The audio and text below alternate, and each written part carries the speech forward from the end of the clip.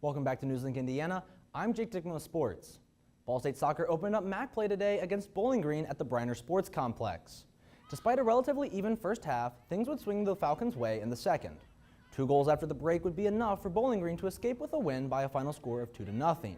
Coach Josh Reif weighs in with his opinion on the defeat. It's one game, there's a long road ahead. So, you'd like to start better, but to dwell on it now doesn't do anything. It doesn't make the loss any better or worse. The Cardinals won't have long to dwell on the loss, though, as they head to Kent State Sunday for a 1 p.m. kickoff. To chip things over to the Lynx, Ball State men's golf will head to West Lafayette this weekend to participate in early season tournament play. The returning MAC champions will be playing in the Purdue Fall Invitational Tournament Saturday at the Brick Boilermaker campus's Camp and Course. After a rocky start to the season, finishing 8 out of the 10 teams in the opening tournament and a less than ideal showing at the Put Me In Coach Invitational, Ball State looks to bounce back with a strong outing this weekend. The Cards will be teeing off against some stiff competition as the tournament hosts schools of the likes of Wisconsin, Virginia Commonwealth University, Indiana, Miami of Ohio, Iowa, Southern Illinois, Western Kentucky, and Butler. To pass it to the gridiron, Ball State football flies to Central Michigan to start their 50th season of MAC play. After a loss to the 10th-ranked Miami Hurricanes last week, the Cardinals look to get back in the win column against the Chippewas.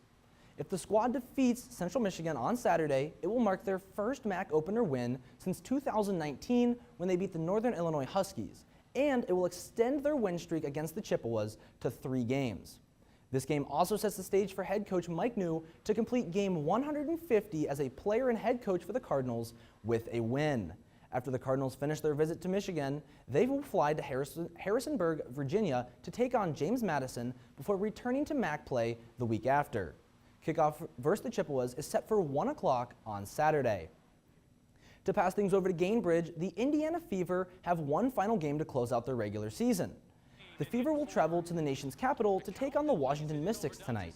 That game is wrapping up now with the Mystics taking it by a final score of 92-91. After tonight, though, the Fever's focus will switch to the playoffs for the first time since 2016, marking the end of an 8-year-old postseason drought.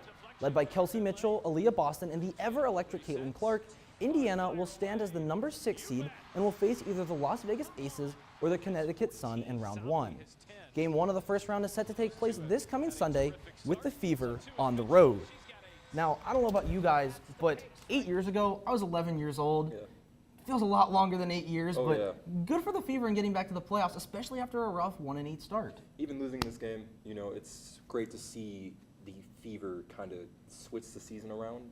CC, again, is electric. Absolutely. Baller, Leah Boston, baller. Kelsey Mitchell, baller. Great team all around. Yeah. I'm so excited to see us in the postseason. I really hope we go far. I feel like we can go far. I hope so, and I know we find out whether or not it's the Sun or the Aces later on tonight after their game. So I don't know what you guys are leaning more towards. I'm leaning more towards the Sun. I'm leaning more Aces.